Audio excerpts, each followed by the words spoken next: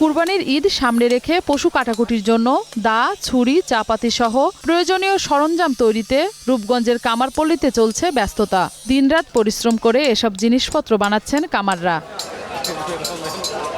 আগুনে লোহা গরম করে হাতুড়ি দিয়ে পিটিয়ে নির্দিষ্ট আকার দিচ্ছেন কেউ, আবার কেউ তা ধারালো করছেন।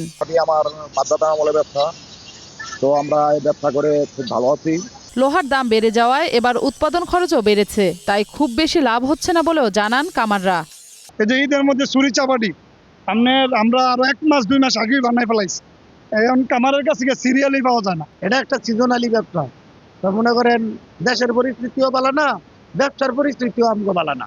এখানে ঐতিহ্যবাহী হাট, অনেক মানুষের সমাগম হয়, অনেক টাকা বিক্রি হয়, যার জন্য অনেক জিনিসপত্র নিতে আসছি।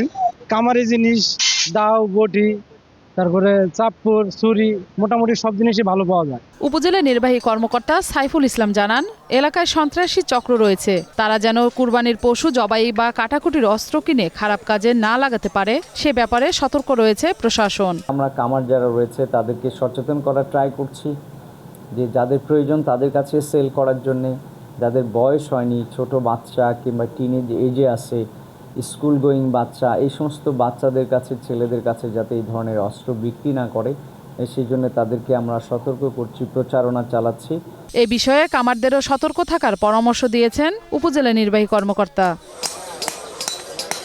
মৌসুমী মৌ, গ্রিন নিউজ ডেস্ক।